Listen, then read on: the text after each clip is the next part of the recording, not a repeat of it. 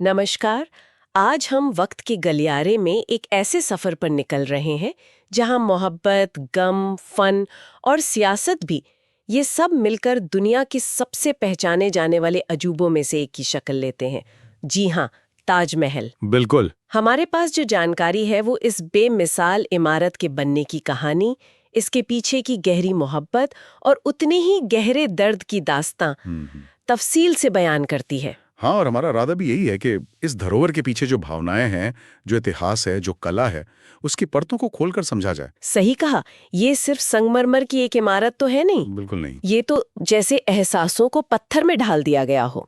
तो चलिए इस कहानी की गहराइयों में उतरते हैं। किस्सा शुरू होता है 17वीं शताब्दी की शुरुआत में। हाँ।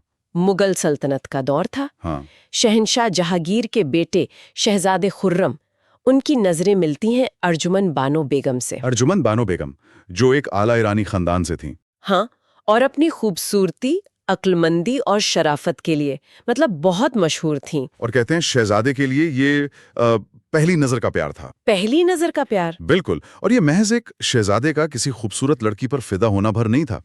मतलब जो सूत्र बताते हैं हाँ, कि अर्जुमन बानो सिर्फ खूबसूरती नहीं थी, उनमें एक खास कशिश थी, एक समझदारी थी जिसने शहजादे को सच में मोह लिया था। तो ये रिश्ता सिर्फ शाही रिवाजों की खानापूर्ति नहीं था। नहीं नहीं, बिल्कुल नहीं। और फिर 5 साल बाद 1612 में ये मोहब्बत शादी में बदली। हाँ, 5 साल का इंतजार।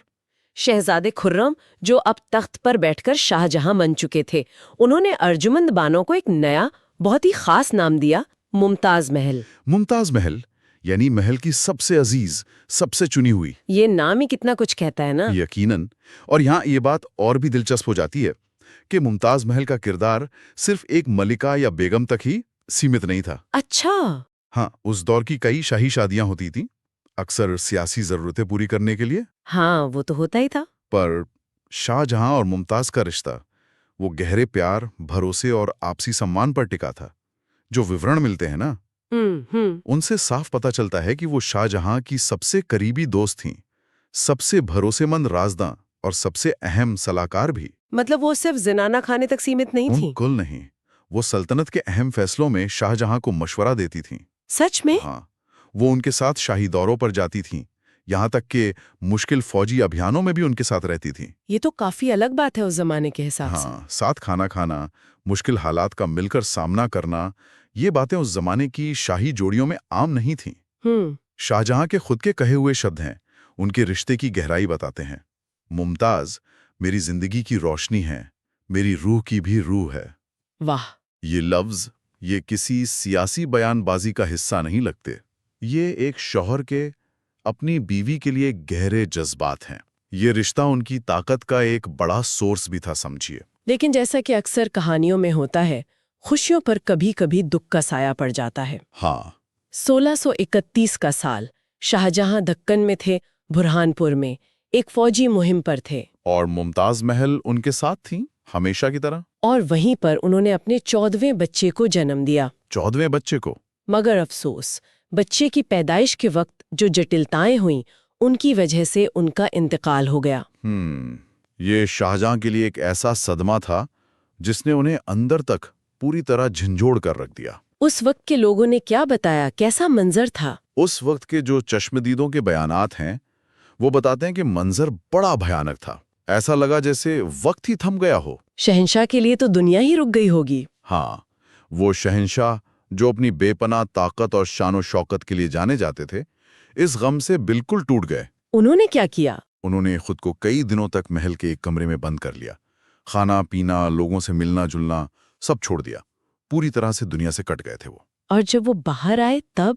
बताते हैं कि जब वो कई दिनों के मातम के बाद उस कमरे से बाहर निकले तो लोग उन्हें पहचान नहीं पाए। क्या? हाँ, उनके बाल और दाढ़ी वक्त से पहले सफेद हो चुके थे, चेहरा जर्द पड़ गया था, कमर झुक गई थी और आंखों में एक अजीब सी वीरानी थी। वो शहंशाह जिसने बड़ी बड़ी जंगें जीती थीं, वो अपनी मोहब्बत को खोकर जैसे हार गया था।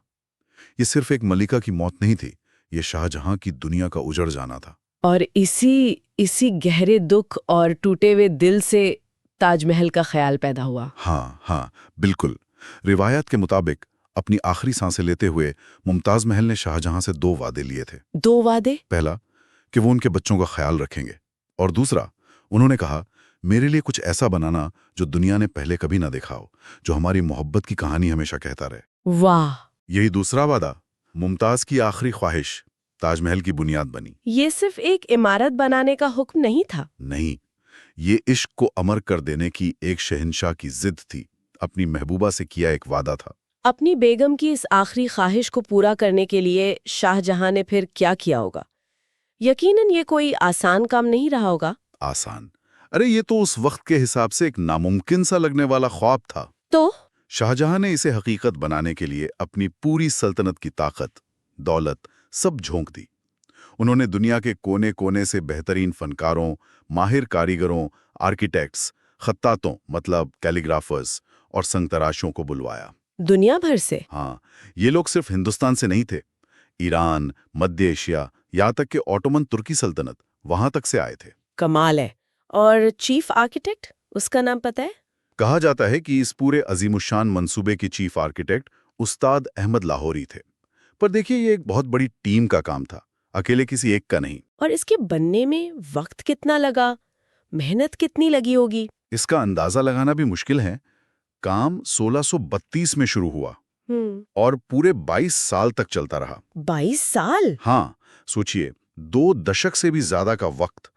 20,000 से ज्यादा मजदूरों ने दिन रात इसमें अपना पसीना बहाया। 20,000? हजारों टन वजनी संगमरमर और दूसरे कीमती पत्थरों को दूर दराज की खानों से लाने के लिए 1,000 से ज्यादा हाथियों का इस्तेमाल किया गया। 1,000 हाथी? और सैकड़ों माहिर कारीगर पत्थर तराशने में, नक्काशी करने में, जड़ाई का काम करने में दिन रात लगे रहे। ये उस दौर का शायद सबसे बड़ा और सबसे महंगा कंस्ट्रक्शन प्रोजेक्ट था। 20,000 मजदूर, 22 साल, 1,000 हाथी, ये आंकड़े ही मतलब दिमाग घुमा देते हैं। और आपने जिक्र किया कीमती पत्थरों का, ये कहां-कहां से लाए गए थे? हाँ, यहीं पर शाहजहां की सल्तनत की पहुंच और कहिए कि उनकी मोहब्बत की शान दिखती है। जो मुख्य इमारत है, उसका दूधिया सफेद संगमरमर, वो तो राजस्थान के मकराना के मशहूर खानों से आया। हाँ, मकराना मार्बल। लेकिन ये तो सिर्फ शुरुआत थी। चीन से जेड और क्रिस्टल मंगवाए गए। चीन से? हाँ, तिब्बत से फिरोजा, टर्कोइज आया। श्रीलंका, उस वक्त सिलोन, वहां से बेशकीमती नीलम, सैफायर लाया गया। श्रीलंका से भी? और अफगानिस्तान की वादियों से गहरा नीला लापिस लाजुली पत्थर मंगवाया गया। वाह! ये सब सिर्फ तामीरी सामान नहीं थे, ये दुनिया भर से चुनकर लाए गए नायाब तोहफे थे, जो मुमताज की याद में जड़े जाने थे। ये दिखाता है कि शाहजहां अपनी मोहब्बत के इजहार के लिए मतलब सरहदों और दूरियों की परवाह नहीं करते थे। बिल्कुल। पर क्या ये सिर्फ मोहब्बत का इजहार था या इसमें शाही ताकत का प्रदर्शन भी शामिल था? इतना बड़ा प्रोजेक्ट, इतनी दौलत, दुनिया भर से सामान। हाँ, ये बहुत अहम नुक्ता उठाया आपने। यकीनन ये मुगल सल्तनत की शान शौकत का भी एक पैगाम रहा होगा। बेशक, बेशक। शाहजहां का अपनी बेगम के लिए बेपनाह प्यार का सबूत तो था ही, लेकिन साथ ही ये मुगल सल्तनत की बेहिसाब दौलत, उसकी वसी पहुंच और उसके शहंशाह की अजीम शख्सियत का एक खुला ऐलान भी था। अच्छा। उस दौर में ऐसी शानदार इमारतें बनाना शाही रुतबे और ताकत की अलामत मानी जाती थी। ताजमहल बनाकर शाहजहां ने न सिर्फ अपनी मोहब्बत को अमर किया, बल्कि दुनिया को ये भी दिखा दिया कि मुगल शहंशाह क्या कुछ करने की कुव्वत रखता है। तो ये प्यार और ताकत का एक अनोखा संगम है। बिल्कुल। और इसकी जगह आगरा में यमुना नदी के किनारे, इसका भी कोई खास मतलब रहा होगा। बिल्कुल। यमुना के किनारे की ये जगह बहुत सोच समझकर चुनी गई थी।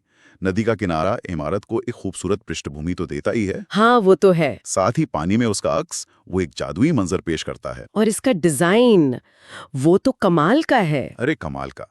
इसे इस तरह बनाया गया है कि दिन के अलग अलग पहरों में सूरज की रोशनी इस पर पड़कर जैसे इसके रंग बदलती है। हाँ, मैंने सुना है, सुबह गुलाबी सा। हाँ, सुबह के वक्त ये गुलाबी सा लगता है, दिन में दूधिया सफेद, और चांदनी रात में तो क्या कहने, किसी आसमानी महल की तरह रुपहला चमकता है।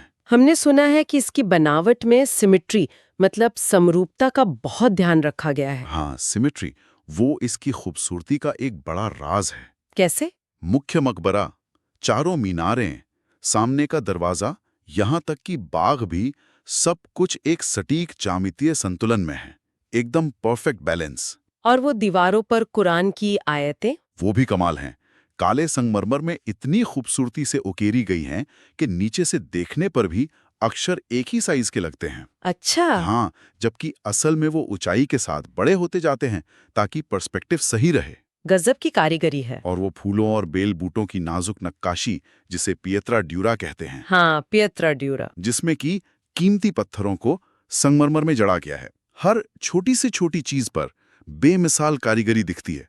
ये सब मिलकर एक ऐसी हम-आहंगी पैदा करते हैं जो देखने वाले को सुकून और हैरत दोनों से भर देती है। जैसे दैवीय पूर्णता और शाश्वत प्रेम का एहसास कराती हो। बिल्कुल सही कहा। तो क्या ये सिर्फ एक बेहद खूबसूरत मकबरा है, या जैसा कि आपने पहले इशारा किया था, इसके डिजाइन में कुछ गहरे छुपे हुए मतलब भी हैं? सही पूछा आपने। ताजमहल महज एक कब्रगाह नहीं है, ये अपने आप में एक रूपक है, एक सिंबॉलिक यात्रा है। अच्छा। कैसे? प्यार, ईमान और मौत के बाद की जिंदगी का जो इस्लामी तसव्वुर है, उसे इसमें बड़ी खूबसूरती से पिरोया गया है। मिसाल के तौर पर वो 4 मीनारें जो मुख्य गुंबद के चारों तरफ खड़ी हैं, हाँ, वो थोड़ी सी बाहर की तरफ झुकी हुई हैं। बाहर की तरफ, ऐसा क्यों? ये एक बहुत ही सोची समझी इंजीनियरिंग तकनीक है, ताकि अगर कभी जलजला आए, भगवान न करे, तो ये मीनारें बाहर की तरफ गिरें और मुख्य मकबरे को, जिसमें मुमताज की कब्र है, कोई नुकसान न पहुंचे। अरे वाह, ये तो सुरक्षा का भी ध्यान रखा गया है। हाँ, ये सुरक्षा, संरक्षण और कहिए कि मुमताज के लिए शाहजहां की फिक्र का प्रतीक है। और वो बाग, उसका क्या मतलब है? वो बाग जिसे चारबाग शैली में बनाया गया है, चारबाग, हाँ। वो इस्लामी तसव्वुर में जन्नत यानी बहिश्त का नक्शा है, समझिए। जन्नत का नक्शा? हाँ, बीच में बहती पानी की नहरें, फव्वारे, हरे भरे हिस्से, ये सब कुरान में बयान की गई जन्नत की निशानियां हैं। मकबरा मानो उस जन्नत के आखिर में बना एक आलीशान महल है। और सामने जो पानी का हौज है, जिसमें पूरी इमारत का अक्स झिलमिलाता है, हाँ, वो रिफ्लेक्शन पूल, वो इस दुनिया और उस दुनिया, जमीन और आसमान, हकीकत और ख्वाब के जुड़ाव को दिखाता है। क्या बात है। ये बताता है कि सच्ची मोहब्बत जिस्मानी दुनिया तक ही सीमित नहीं है, बल्कि रूहानी तौर पर हमेशा जिंदा रहती है। हर कोना, हर नक्शा एक कहानी कहता है। एक तरफ तो ये बेमिसाल तामीर चल रही थी, मोहब्बत की कहानी पत्थर पर लिखी जा रही थी, लेकिन दूसरी तरफ वक्त, वो शाहजहां के लिए बदल रहा था। हाँ, वक्त तो किसी के लिए नहीं रुकता, शहंशाह के लिए भी नहीं। क्या हुआ? जैसे जैसे शाहजहां की उम्र बढ़ी और ताजमहल पर आप समझ सकती हैं बेहिसाब दौलत खर्च हुई, तो सल्तनत में बेचैनी बढ़ने लगी। और फिर? उनके अपने बेटों में तख्त के लिए लड़ाई शुरू हो गई। बेटों में? हाँ, और इस लड़ाई में उनका तीसरा बेटा औरंगजेब, जो बहुत मजहबी था लेकिन उतना ही सियासतदान और कह सकते हैं कि बेरहम भी, वो कामयाब हुआ। औरंगजेब ने अपने पिता के साथ क्या सुलूक किया? औरंगजेब ने 1658 में शाहजहां को तख्त से हटा दिया और उन्हें आगरा के किले में ही कैद कर दिया। आगरा किले में? हाँ, ये इतिहास की एक बड़ी विडंबना है कि जिस शहंशाह ने दुनिया की सबसे खूबसूरत इमारतों में से एक बनवाई, उसे अपनी जिंदगी के आखिरी 8 साल उसी इमारत के नजदीक एक कैदी की तरह गुजारने पड़े। क्या वो अपनी बनाई हुई मोहब्बत की निशानी को देख पाते थे वहां से? हाँ, कहा जाता है कि किले में उन्हें जिस हिस्से में रखा गया था, वहां की एक खिड़की या झरोखे से ताजमहल साफ नजर आता था। ओह। और शाहजहां अपनी जिंदगी के आखिरी साल अकेलेपन और बीमारी में उसी झरोखे से यमुना पार अपनी प्यारी मुमताज की आखिरी आरामगाह को तकते हुए गुजारते थे। सोचकर ही अजीब लगता है। हाँ, वो संगमरमर की ठंडी जाली पर हाथ रखे अपनी मोहब्बत के उस अजीम सबूत को देखते रहते होंगे। शायद चांदनी रातों में जब वो चमकता होगा तो हौरे से मुमताज का नाम भी लेते होंगे। एक शहंशाह का ऐसा अंत बहुत दर्दनाक रहा होगा। और फिर 1666 में उनका इंतकाल हो गया। जी, और उनकी मौत के बाद औरंगजेब ने उन्हें ताजमहल के अंदर मुमताज महल की कब्र के ठीक बराबर में दफन करवाया। मुमताज के बराबर में? हाँ, दिलचस्प बात यह है कि मुमताज की कब्र मकबरे के ठीक बीचों बीच है, सिमेट्री में, जबकि शाहजहां की कब्र उसके एक तरफ। अच्छा। इससे भी अंदाजा लगता है कि ये इमारत असल में मुमताज के लिए ही बनी थी। शाहजहां का यहाँ दफन होना बाद में तय हुआ। लेकिन इस तरह मौत में वो दोनों एक बार फिर हमेशा के लिए एक साथ हो गए। हाँ, ठीक वैसे ही जैसे वो जिंदगी में थे। ताजमहल की विरासत आज क्या है? क्या ये सिर्फ एक टूरिस्ट स्पॉट बनकर रह गया है?